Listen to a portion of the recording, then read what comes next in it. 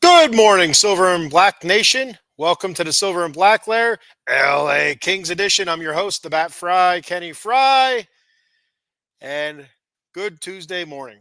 I hope everybody's doing well. Our friends out there in Southern California, hope everybody's staying safe out there, staying well, and terrible sights and news coming out of there with all those wildfires and the Santa Ana winds and stuff like that. And I was just reading an article how they're working on containment in some areas. They're starting to get it contained, and but just the continuation of the high winds just making it so hard for firefighters out there. So continued thoughts are with everybody in Southern California. So if you get a chance, donate money or whatever you can to help them out, and just like we do for any other natural disaster, like whether it's a hurricane, a tornado, earthquake type stuff here in the United States. Help one another out by donating whatever you can. I donated by buying a shirt. There's Kings are selling a shirt. The Ducks and a bunch of LA franchises or Southern California sports franchises selling stuff or holding auctions or just donating money. But I bought an LA King shirt that says LA Strong on it for the fire department, and 100% of the proceeds go to um, the Los Angeles Fire Department. So that's the way I help. If you can, help whatever way you can. It's pretty ugly out there. So, but anyway, and the thing that pisses me off, and not to go on a tangent here, is yesterday watching, and I hate watching the news so much because of stuff like this. But watching the news, and there's reported scams, insurance scams, uh, people looting, price gouging, stuff like that. It's like really, if shit isn't hard enough, you got to get criminals, losers, scumbags doing shit like that. Stuff like that just drives me absolutely insane. You know, your neighbor's down. You're not supposed to step on their throat, or kick them, while they're down, or whatever, or stab them in the back. You're supposed to help them up, dust them off, and stuff like that. But no, it's dickheads like that. It just drive me insane. Just taking advantage of people when they're down at their worst, and there's no reason for it. It's despicable. It's uh, it's nonsense. It really is. So enough of that. Let's talk a little Kings hockey here for a little bit. So I'll go over the last couple games. The Kings started a 5 game road trip. Their game last Wednesday against the Flames, as everybody knows, was postponed as a final home game of a 5 game homestand, which was a terrific homestand. They were undefeated on that homestand, and but that game last Wednesday was postponed due to the wildfires, which makes a lot of sense for everybody's safety and whatnot. Um, just like last night's Rams game, Rams Vikings, that was moved from Southern California, moved from Los Angeles to Arizona. Excuse me. So the Kings just postponed the final game of that homestand, and now they headed out on a 5 game road trip. I think it's 5 games, 10 days, something like that. But they started that road trip in Winnipeg against the Winnipeg Jets, one of the best teams in the league. Believe they're second in the West right now. I'll be doing um, I'll be doing the standings a little bit later on, and I believe they're second in the West right now. So I put them first in the Central. They started off, insane. I think that what was it, 14 was it 14-0-1 they started off in their first 15 games or something like that. They've come back down to earth, to kind of the middle of the pack. Um, the Kings did beat them earlier in the season. That was their second go around, I believe. I believe the Kings beat them earlier in the season. I should have checked that out. I didn't. My bad. So going into this game on Friday, the first of a back to back, the Kings were able to beat the Jets, beat them in overtime, 2-1. Good game, really good game. No Connor Hellebuck for the Jets. The Jets top goalie, a top goalie in the league. statistically anyway. Uh, he leads the league in save percentage, and I believe goals against average. I think he also leads the league. Just an amazing goal. He really is. So the Jets threw out there Eric Comrie, and he did good. He did a really good job. The Kings, Jets. I mean, it was a fun game to watch. It was a physical game, and each team had their chance, their opportunities, and the Kings were able to take advantage. And I don't know if the 6 days off from their previous game against the Lightning, which was the Saturday before. Like I said, their Wednesday game was supposed to be against the Flames, which was postponed. The final game of their homestand, where they beat the Lightning last Saturday. So they had 6 days off before their next game, which was Friday. So whether that helped or hindered, I guess we really don't know. But they did look fresh. They looked really good. Defensively, fantastic again. You can't say that enough about this team. The way they've been able to just defensively stymie teams. Now, if we could only score some damn goals, I think the Kings would really, really scare some people. Um, so, so the Kings beat them 2-1 in overtime. Second period, Turcotte scored his fifth of the season, assisted by Kempe Amovarar. It was a beautiful goal from Turcotte. It was a deflection from a Kempe shot. And it's we need to see more of that. I really love Turcotte on that top line. And the one thing that bugs me, and I'll talk about this maybe a little bit more later on, when the Kings are down in the game, they shorten the bench, which I think all teams do. I really do. I think all teams do that, and it makes sense. Your best players out there the most often when you're down in a game in the third period, and as much as you can. And I truly do think that Turcotte is one of their better players, and we just don't see him as much as I think we should see him near the end of the games. His youth, his quickness, his just skating skills. He's such a great skater in my opinion, and he can make things happen. I really do. I really think he can make things happen, and I feel like late in games they should give him some more time on ice. But I'm not the coach. So that Turcotte goal made it 1-0. Captain, or I don't know if he's the alternate captain or not, but Scheifele for the Jets, he scored his 24th of the season as a power play goal. So there was that, and I think that power play goal was the second of back-to-back penalties on the Kings. They killed off one penalty, I believe, and then it was right after. I don't know. It wasn't long after. I couldn't give you a time right now. 10 seconds after. I don't know. I could be wrong about that. There was another penalty. So it was back-to-back penalties. They were able to kill off the one, not the other. So that tied it at 1 there in the third period. Game goes to overtime, and Kempe scores his 20th of the season to give the Kings the win. And Clark assisted on that, his 19th assist, and Kopitar's 28th assist. Beautiful play. Back, I guess, is around center ice somewhere. Gavrikov's going off. Brant Clark's coming on.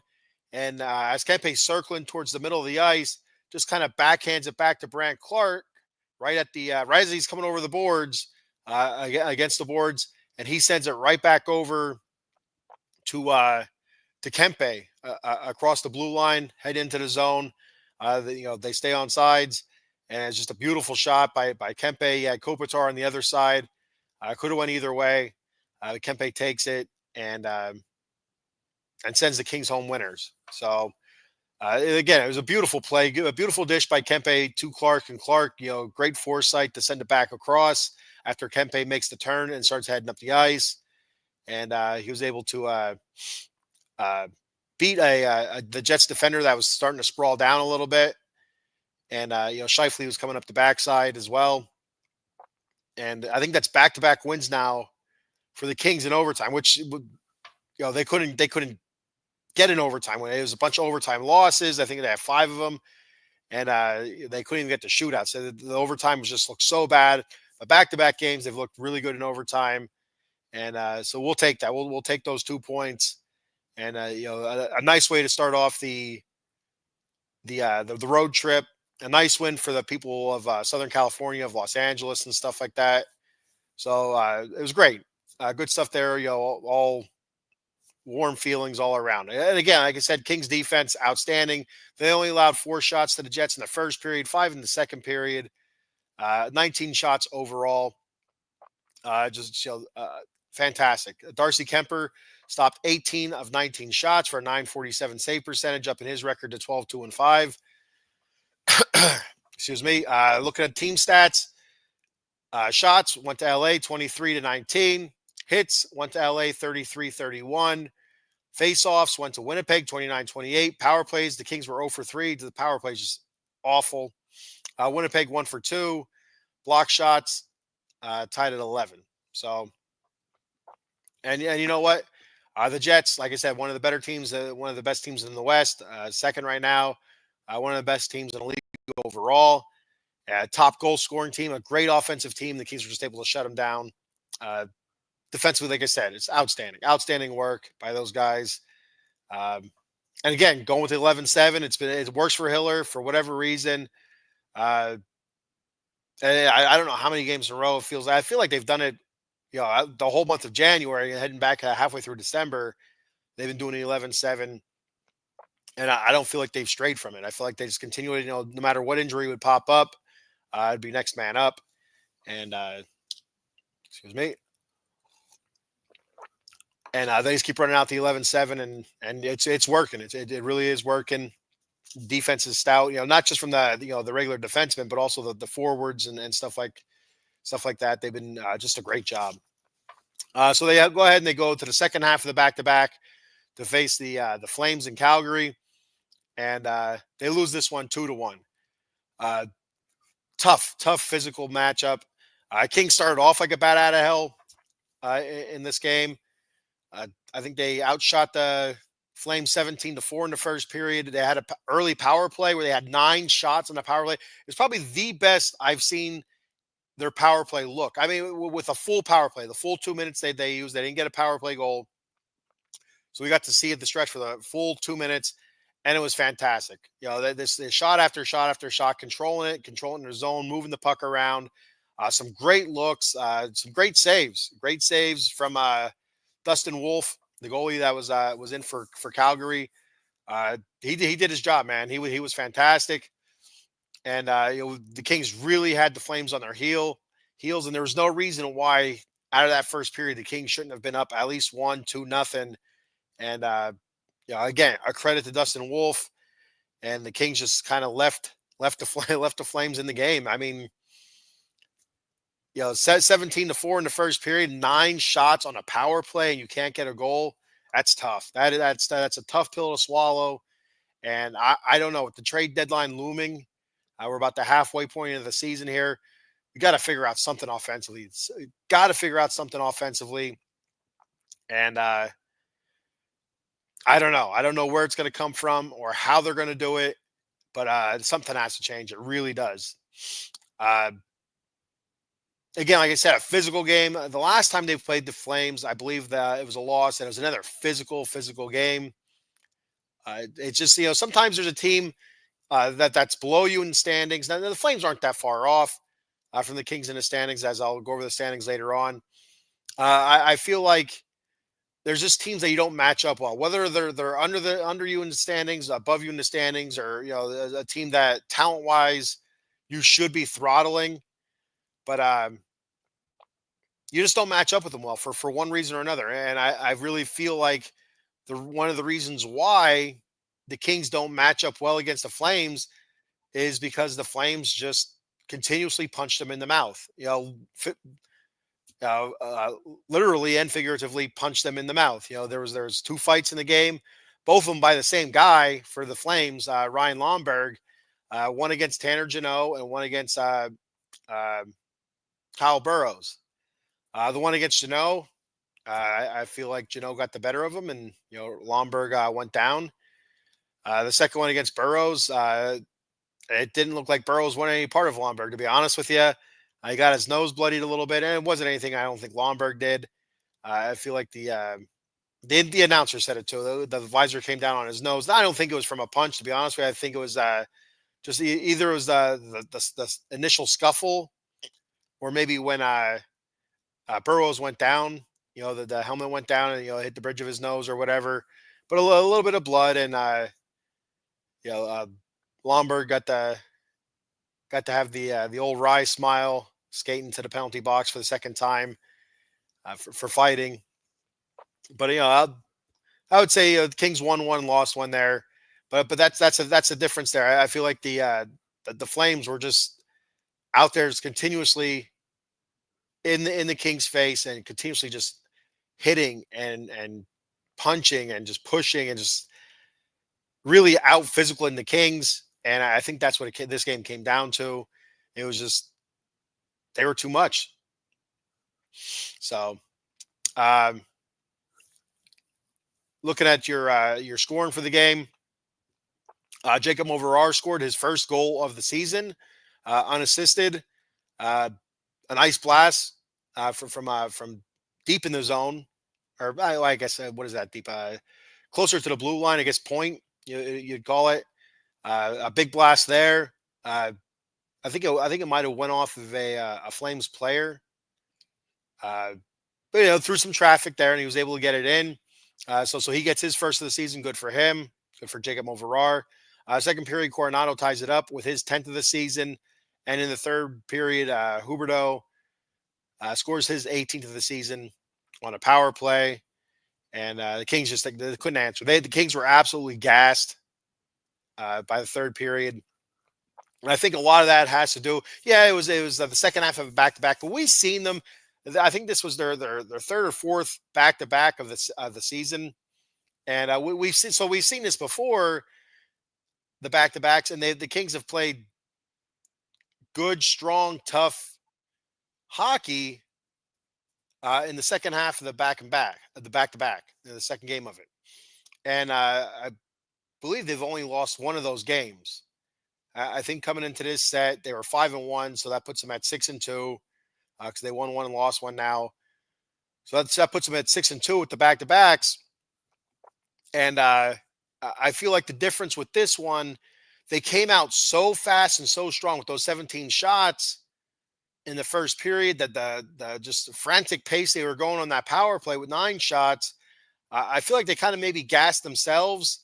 And I feel like the Flames kind of sensed that a little bit. Hey, these guys are slowing down a little bit, and they just start kind of leaning on them. Like if you watch a boxing match, and a couple fighters going out there, and one fighter comes out super quick. I guess what do they call that?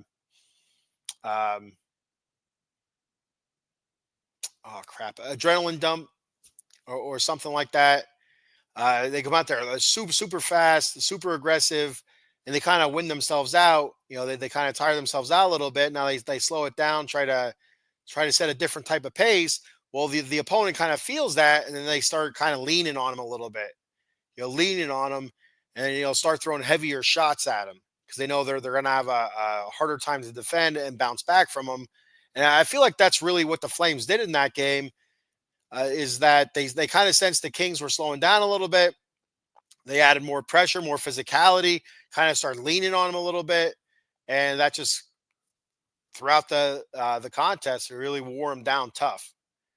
But overall, it was a fun game to watch because it was so physical, and the Kings early on were going at such a pace that you're like, oh, the Kings are going to own this game. But it wasn't to be. I mean, looking at team stats here, LA outshot Calgary 32-18, and like I said, 17 of those shots came in the first period. So I mean, it's the rest of the game is basically in Calgary's favor. If you look at stat wise, hits, Calgary doubled up the Kings 20-10. Face-offs 1, LA 33, Calgary 18. Power play, LA 0 for 3, Calgary 1 for 4. And block shots, LA 17, Calgary 13. So the 3 power plays for the Kings, it's what's so frustrating for me right now, and for many Kings fans, all Kings fans, I should say, is the lack of production on the power play. You see that for that power play in the first period where they have 9 shots, and then you look at the next 2 power plays they had after that. They didn't get any shots, and they could barely get it in the zone. It's just they couldn't get anything set up. They couldn't get anything where they can actually cycle the puck around or set a play or whatever. They couldn't. The last 2 power plays they could not do that. There was one power play where they could barely get across the blue line, if at all they got across the blue line, if they even got through center ice. It's just it was absolutely horrific, and I felt like the Flames that first power play were kind of being reactive to what the Kings were doing, and I feel like the next 2 power plays they kind of dictated what the Kings were going to do, meaning they're being a lot more aggressive, attacking the Kings before they were able to enter the zone and just making it harder for them to bust through. So which leads to a lot of dump-ins. And I feel like that's one of the things that are really hurting the Kings power plays is the amount of times they just dump in and chase. And the Kings are a very good team along the boards. Very good team along the board. Great forechecking team. Do an awesome job there. They do well with the dump and chase because they work the board so well. But I feel like the power play, you have to figure out a way to handle that puck across the line. It can't always be a dump and chase, and I felt like that's what they were constantly trying to do was the dump and chase, the dump and chase, the dump and chase, and just was not working out. And I feel like they have to figure out a way to carry this puck over the blue line and set something up. I don't know how. I don't know. That's above my pay grade. I just don't know the fix for it, but that's just something that I noticed that I feel like could be an issue. And maybe I'm wrong. I very well could be wrong. I mean, guys, watching this right now, you know, Kings fans, hockey fans, period. You guys are watching this now, especially Kings fans. What do you think about the power play? How do you think the Kings can fix this power play, short of trading for some sort of offensive superstar? Maybe Drew Doughty's the key. Maybe when Drew Doughty comes back, maybe that'll totally change the power play. I don't know. I don't think so because he's just one guy and he's a defenseman. He runs the power play very well from the point. He absolutely does. You remember that? I remember all the seasons where he's been on the top power play, just setting things up. From the top of the zone and leading to good things. With not having that this year, is it Doughty? I don't know. I know they've had Brant Clark on the top power play a lot recently, and he's not really getting it done either. So I don't know what the exact fix is. They even tried the 5 forwards, and that wasn't it. I don't know.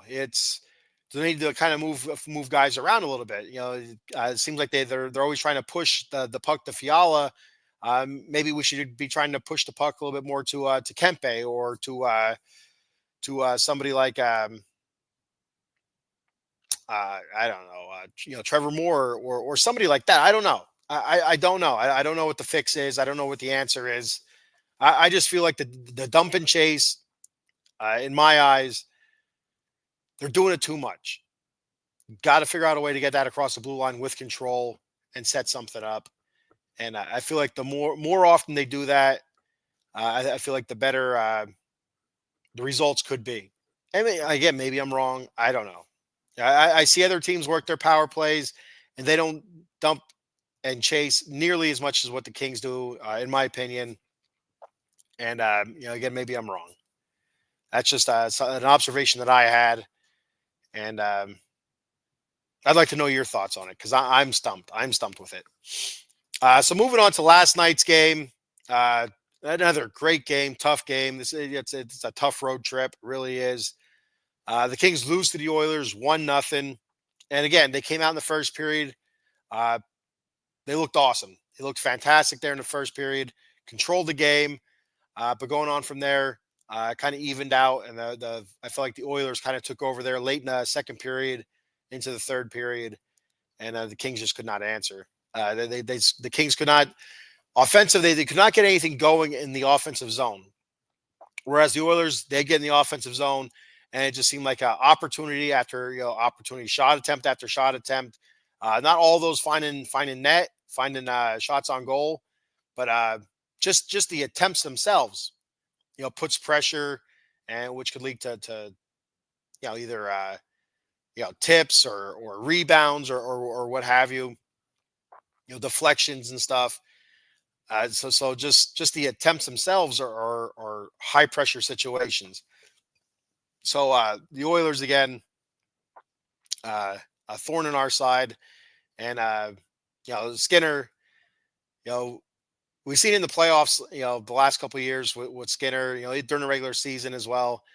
There's games where Skinner looks like absolute trash, but when he's on, the dude is on, and he was on last night. Skinner looked great. A lot of great stops, and the Kings missed some opportunities. Kempe hitting the top of the post. Puck lands on top of the net. There's a goal lost. I think it was. I think Byfield had a couple shots, one off the post and one. I think it was a glove save. Was it a glove save or it was something like that? It was off the glove side. I don't know if that's the one that hit the post or if that's the one that he deflected out.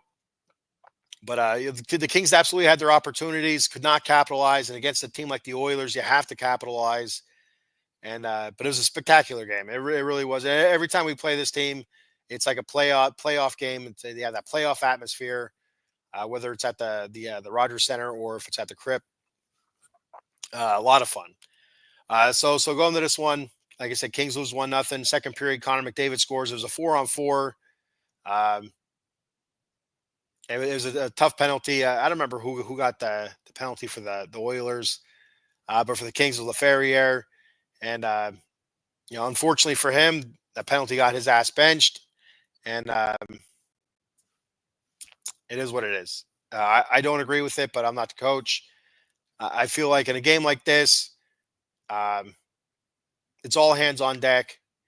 And and like I mentioned earlier in the show, I understand teams shortening their bench when they're losing in the third period, especially late in the third period. But you're already doing 11-7, so you're already down a forward. So then you shorten it even more, and he hasn't been scoring much lately, but he is one of your top scorers, and you just take him off. I mean, a young, exciting kid. I don't know. I don't agree with it, but hopefully he learned his lesson. So looking at some stats here. Shots, LA, Edmonton even 30-30. Hits, Edmonton 15-8. Face-offs, 32-30. At one point, the Kings were up in face-offs. I feel like it was like 32, 32 to like 18 or 30 to 18 or 30 to 20, something like that. They were up pretty far in face-offs one, but in the third period, they could not win a face-off to save their life. Draisaitl absolutely owned the face-offs. It didn't matter who it was against. If it was against you know, Byfield or Kopitar, especially Kopitar in the third period. Draisaitl absolutely owned it. As face off after face off after face off, Oilers were winning, and the Kings were chasing right away. Or if it's in our defensive zone, right away setting up defensively instead of trying to get the puck up the ice. And in the offensive zone, instead of winning that face off, maybe getting a quick shot off or setting something up, we got to chase it around the boards or what have you. So tough one there. The Kings were looking dominant in face offs, and it just went away. Power plays 0 for 1 for the Kings, 0 for 2 for the Oilers. Block shots, Kings 14, Oilers 16. So yeah, tough loss. Good game though, really good game. A lot of fun to watch. Darcy Kemper was in net, stopped 29 of 30 shots, a 967 save percentage.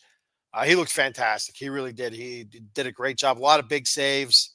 And again, Stuart Skinner, he was awesome there. Got to give both goalies shout outs. And again, defensively, Kings did well. They did good enough to win the game defensively, even though there was points where they're kind of holding on to the seat of their ass, uh, just trying not to lose it. The Oilers would put pressure on. And it was just it felt like it was just a nonstop barrage of shot attempts. Anyway, like again, not all of them find a net, but close enough where it makes you kind of grit your teeth and wince a little bit. And the Oilers were spending a lot more time on our end setting it up, moving the puck around, and shooting than we were able to spend in their end. We get the puck down their end and get a shot, and they take control right away.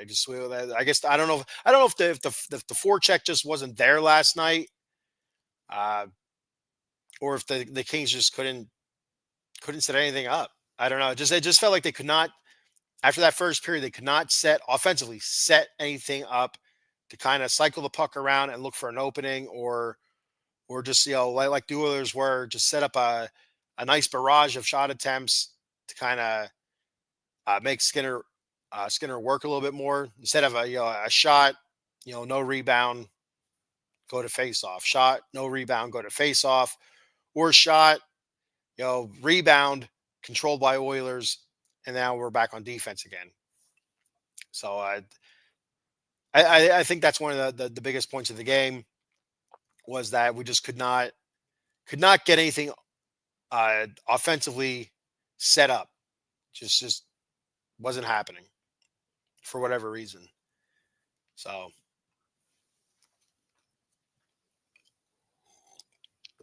all right. So after that game, take a look at the standings.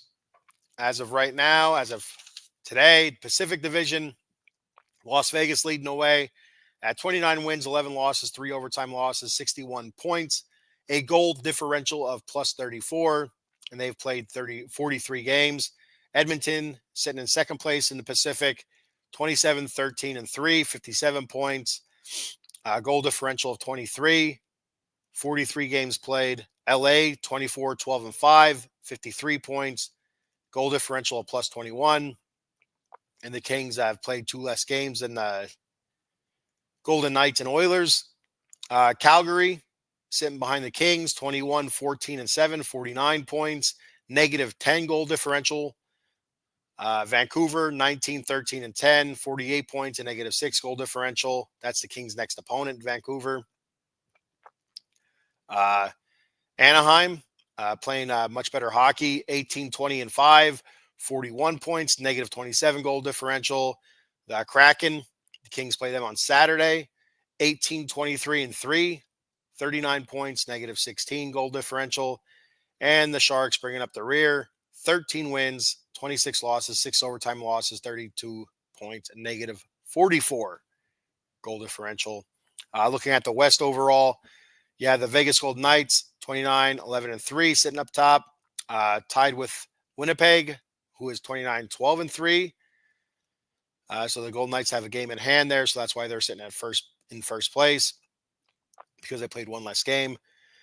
Minnesota sitting in third, 27, 13, and 4, 58 points. Edmonton, 27, 13, and 3, 57 points. In fourth place, in fifth, Dallas, 27, 14, and 1, 55 points. Kings in sixth, 24, 12, and 5, 53 points. Colorado, 26, 17, and 1, 53 points. Eighth, Calgary, 21, 14, and 7, 49 points. And Vancouver, 19, 13, and 10, with 48 points. So those are your standings. Everything's still super tight, especially at the top there in the Pacific Division. The Kings holding a 4-point lead right now over Calgary, plus a game in hand.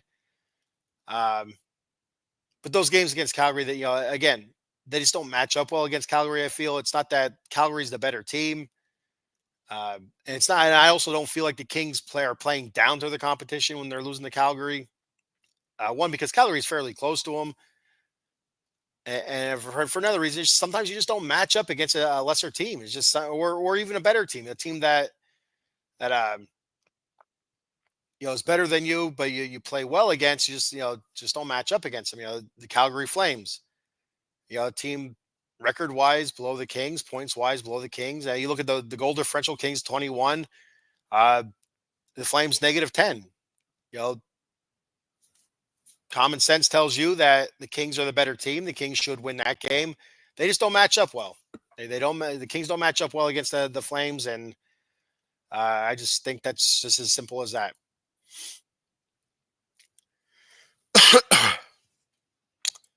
Got a comment here from Daryl Sutter. Good old Daryl Sutter checking in. Uh, so the Oilers are on a wagon right now. Are a wagon right now. Yeah, the Oilers are hot. You know, and I think that's what you mean by a wagon. I don't know what else uh, that would mean. I don't know. But anyway, the Oilers are a great team.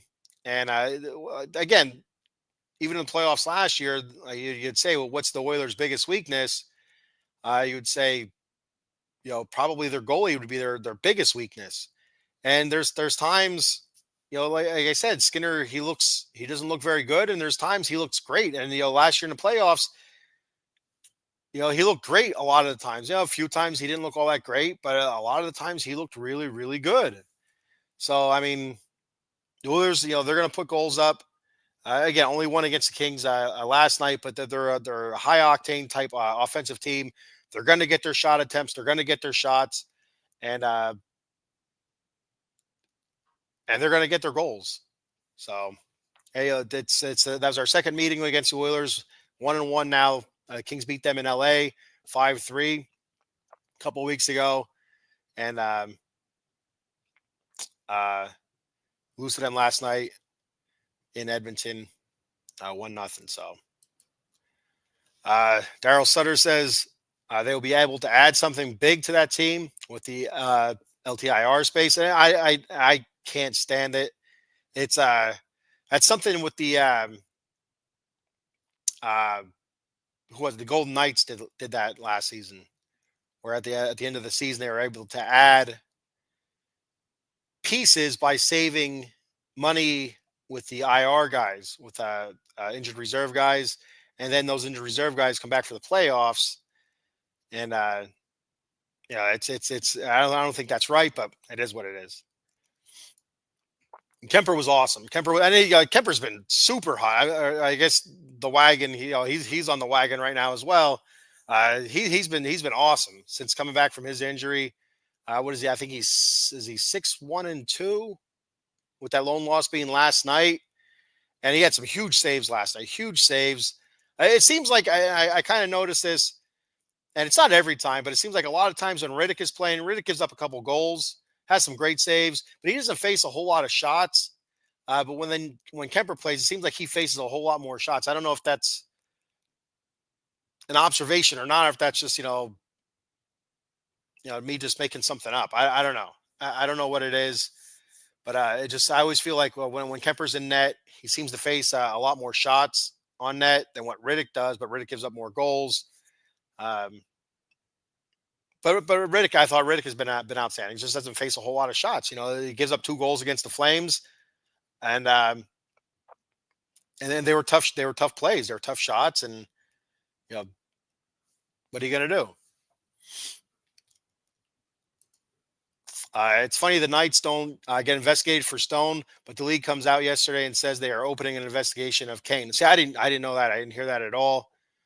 Um, but they should, and they should ban what the Golden Knights did last year. Whatever the hell you want to call uh, the rule or the loophole that they were able to expose last year. Now, I'm sure they probably weren't the only team, but they were the biggest team to do it, because I think they did it with a couple guys, and it was with uh, at the trade deadline.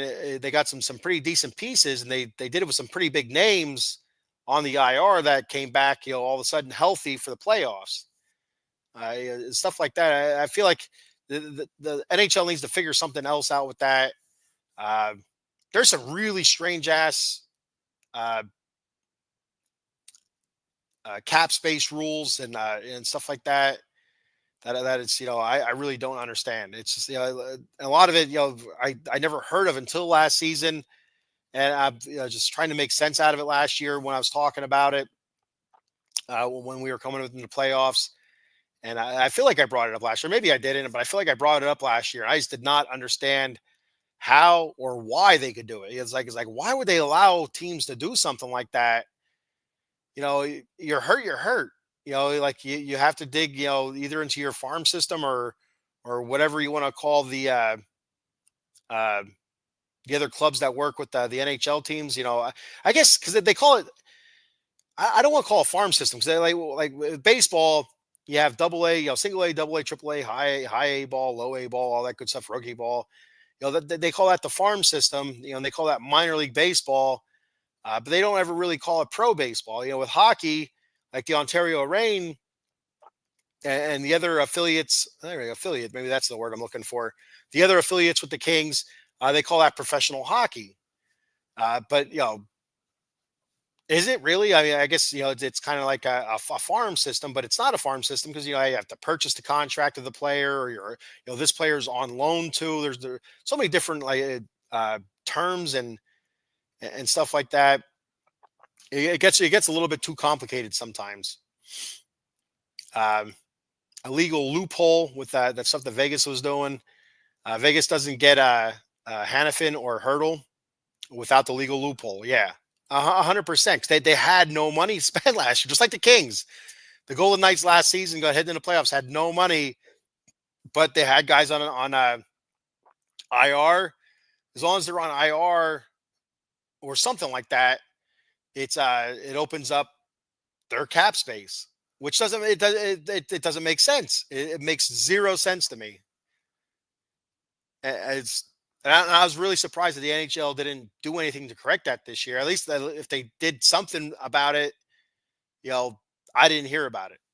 So, or I didn't read about it or anything. And maybe we'll have more teams trying to expose that this year. Do what the Golden Knights did last year. I do know that some of the hockey analysts. I don't want to say they're griping about it, but they're kind of bringing it out to the light a little bit more. Kind of wagging their finger at it a little bit, but obviously didn't do anything, didn't change anything. So, looking at stats here for the Kings, Kopitar's leading the way in points and assists. He has 12 goals, 28 assists, 40 points, plus of minus of plus 18, 55.7% face-off win percentage. Pretty good there for Kopi. Kempe's leading the team in goals, 20 goals, 19 assists, 39 points, just behind Kopi. He's at a plus minus of plus 20.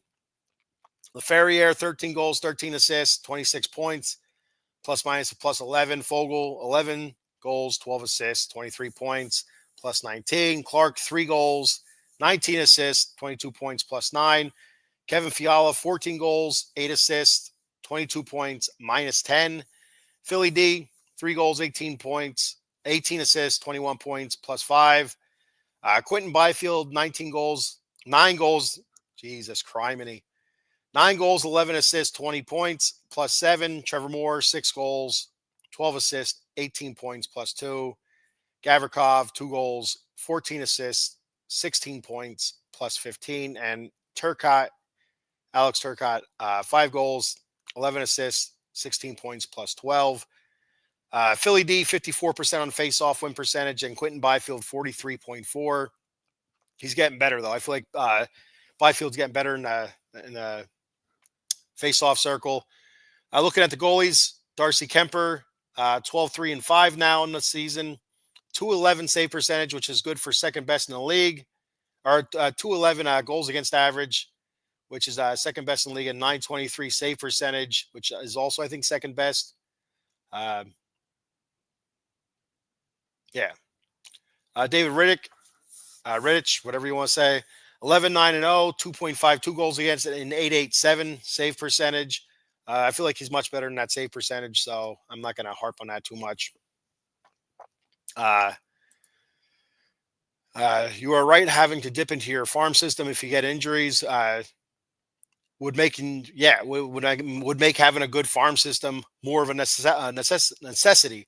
100%, 100%, and that's one of the things that I talk about on my other podcast, the Bat Cave, when I'm talking about the Mets, is how in past years they had no farm system. They go out there and they'd make terrible trades. They any kind of good prospect they'd have, they'd end up trading them away for, either a guy that was washed up or a rental. So now that they lost that prospect, they don't get to re-sign that guy, or they get that guy that they traded him for a couple of years and he's garbage. And it just, depleted the farm system year after year after year. Now the Mets are building on something, and I feel like their farm system's getting better, and there's a lot more talent there, especially in the Double A and Triple A uh, uh, classes. And you feel more confident that if one of your guys go down, you bring one of those guys up, that there's not going to be too much of a skip in the beat there. So it's the same thing with hockey. I just feel like somebody goes down, somebody's hurt. Well, you call up somebody from Ontario or from wherever you have to, and I feel like that's how it should be. You shouldn't be allowed to. Well, we only have $1.5 million in cap space heading into the trade deadline.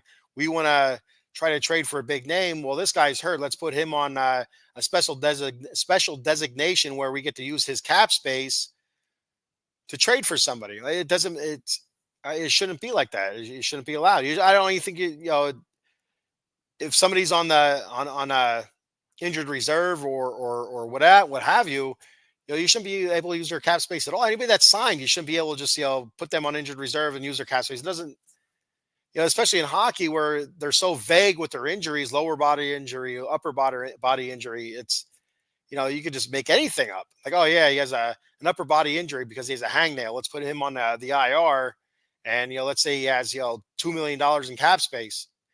A cap hit. Now that's all for open cap space for you, and add it on to whatever you had. I just think it's nonsense.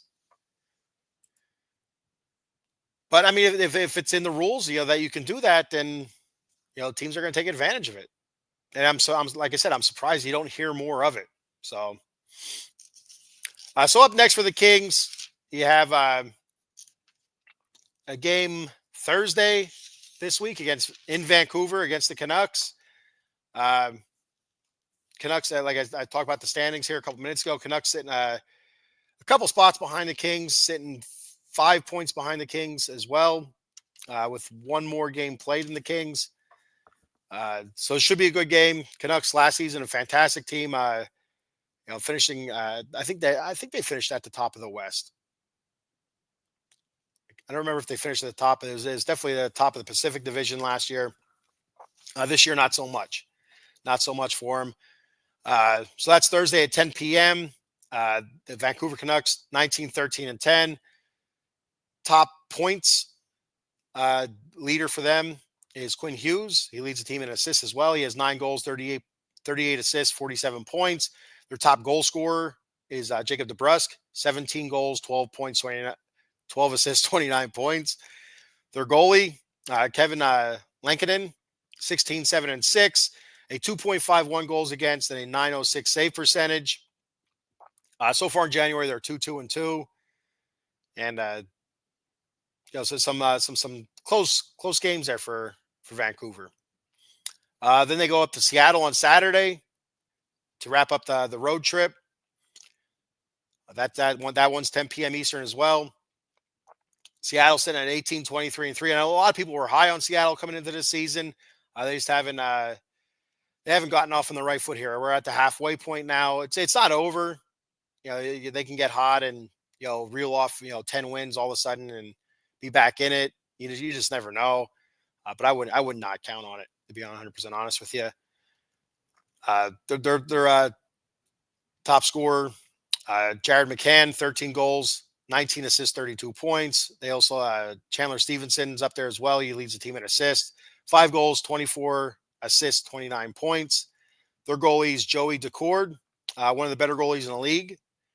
13, 9, and 2, 9-12 save percentage, and 2.49 goals against. So those are the Kings' next 2 opponents.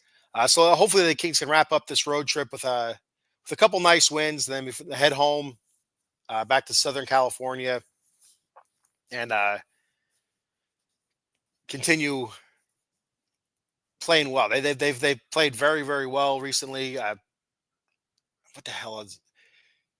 I think they're 13. I think I had it written down. 13, 13 2 in their last 17. Then you add the loss last night, so 13 3 and yeah, 13 3 last 18 games. So playing fantastic hockey, really good. And the games that they are losing, tight defensive games, need to figure out this offense. And you look at it when I was going through the stats, trying to figure out what's going on in this team offensively. Leferrier, started off hot. He's cooled off considerably. Considerably, and you point to that. Can he get it going again?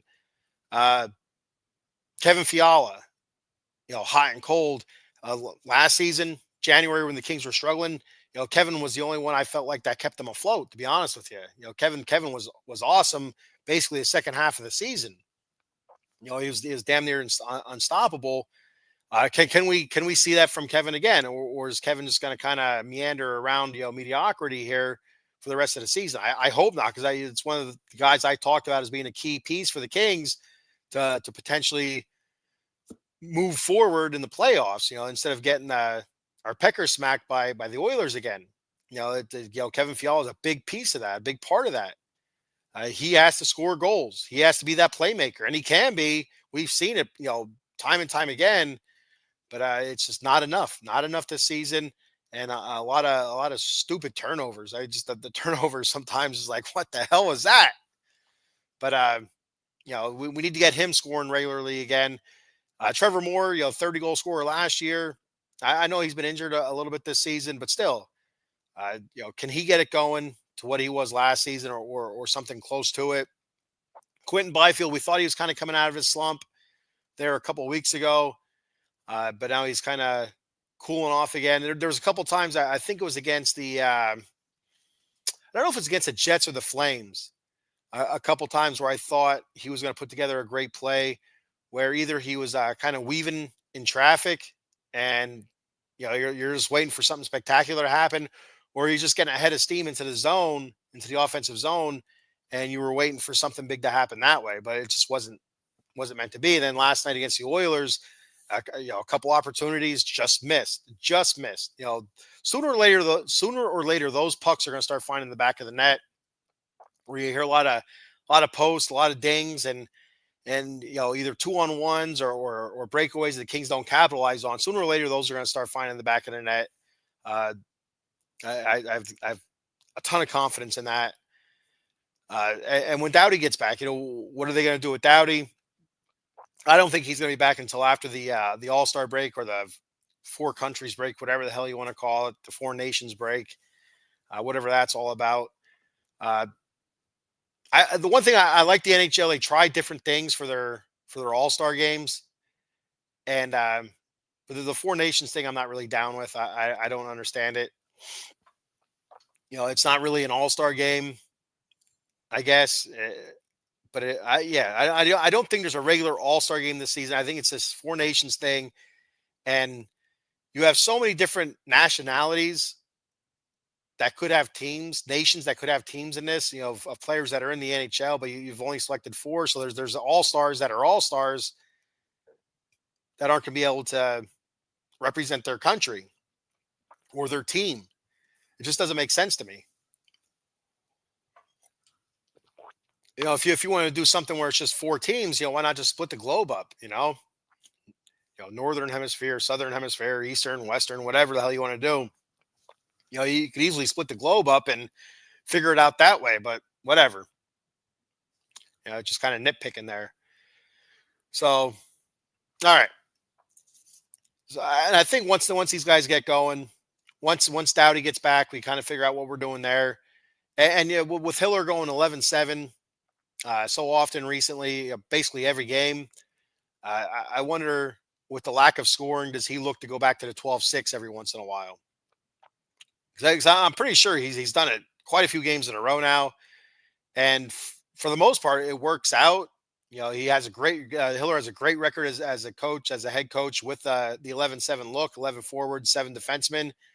But just the lack of scoring, you have to wonder, is it putting too much pressure on the forwards, too much time on too I don't say too much time on the ice. Um, is it wearing certain guys out more? I don't know. I don't know. I don't know what else to think about it. There's offensively there has to be something something to get this team going. It really is frustrating. So there's some guys here. Kempe. 20 goals. Looking good. There's a chance that he can put up 40 goals this season. And I feel like he can be the Kings' dynamic scorer, but he can't be the only one. There has to be other guys because he's not a dynamic scorer. He's not going to be a dynamic scorer like a Drysaitel or a McDavid or anybody like that.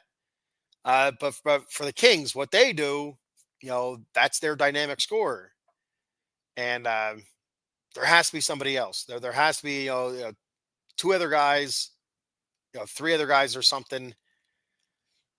Yeah, I don't know. Do they mess around with the lines a little bit more? Again, I like Turcotte, Kempe, Kopitar together on that top line. But besides that, I say go for it. Start moving some guys around and see what you get. You know, Moore, move those guys around. Maybe it's time for Trevor Lewis to be scratched a little bit. I like Trevor Lewis. I have nothing against Trevor Lewis. Old dog out there doing his thing. I get it. A lot of people not a big fan of it because he's taken the spot of a young guy. And there's quite a few things that Trevor Lewis brings to the table that either we don't see or don't notice that maybe a younger guy can't. Trevor Lewis is very good defensively. He's not really overly physical, but he's a physical presence out there. He's a big dude. Uh, his wisdom, the experience, stuff like that. It's that stuff like that's irreplaceable. Not replaceable. I don't know if irreplaceable is the right word or not. I'm I'm not really a thesaurus. I'm not a. I don't have a wide variety of words that I can use. Uh, Very simple. Keep it easy. Keep it simple. Stupid. So yeah. So maybe it's time for Lewis to be a healthy scratch every once in a while, and that's one of the things I was kind of bummed when the Kings got rid of Arthur Kaliev. They put him on waivers, and uh, unfortunately, he was picked up. I was hoping he'd kind of make it through waivers, and they could send him back down to Ontario and bring him back up later on. But yeah, again, he's not a prolific goal scorer by any stretch, but he's a goal scorer. That's what he does. He doesn't. I think part of the reason why he was healthy scratches last year, for basically the whole season, it felt like was because that's all he was a goal scorer. He wasn't really buying into the defensive part of it, which I could be wrong. I could be way off on that. He wasn't willing to be a two-way hockey player. Both ends of the ice. And again, I don't know if that's the exact reason why, but that's what it felt like. So I was bummed to see him go because he is offense, but it is what it is. There has to be somebody else. Scratch Lewis. Every once in a while. Get somebody younger, quicker, more dynamic in there offensively, and see what you get. I guess we got to see a lot of Hellenius and Lee while Lewis was out. And, there were some other injuries as well. And offensively, I don't know if you would say the Kings were better. I don't think those guys really made much of a difference either. But I mean, why not bring up Foggy Mo? He's having a pretty solid season down in Ontario. So bring up Foggy Mo. Bring him up for a week or two. You let him get some ice time, and scratch Lewis a couple nights. Give Foggy Mo a couple nights or whatever, and see what can happen. I don't know. Keel Thomas as well. So, all right. So that's all I have for today. Before I go, I'm going to go ahead and do our sponsor reads here. We got Jason Fine, attorney Big Al. You can reach Big Al at 1-800 HURT123. That's 1-800-HURT123. Jason Fine specializes in motor vehicle accidents, slip and falls, workman's comp, and personal injury claims. He has 3 office locations conveniently located throughout Pennsylvania and New Jersey. His office in New Jersey is located in Cherry Hill on 3 Greensward Lane. The phone number there is 856-209-5258. And he has 2 offices located in the Keystone State of Pennsylvania. One there in Western PA at Pittsburgh on 500 Grant Street, Suite 2900, 412-365-8151 is the phone number there. And on the eastern side of the state, there in the city of Brotherly Love, Philadelphia, Pennsylvania, on 1628 JFK Boulevard, Suite 2120. And the phone number there is 267-888-2980. That's Jason Fine, attorney Big Al. I don't know how he got the nickname Big Al. I should ask. And also, if you want to help me out, I'd appreciate it very much. Head on over to www.dubby.gg. Check out Dubby Energy Drinks. Go to your Google search engine and just type in Dubby Energy Drinks if you want to, Dubby Energy, or check them out on X, Facebook, all that good stuff. Order yourself some Dubby stuff, the Jitterless energy drink, the hydration powders, the shakers, the swag they have there, a lot of cool stuff. I just ordered another tub of energy drink yesterday. I don't remember what flavor I ordered though. I feel like it was like a fruit punch flavor, but I could be wrong. Or was it like dragon? Was it dragon fruit strawberry lemonade? I feel like that's what it was. It was something strawberry lemonade.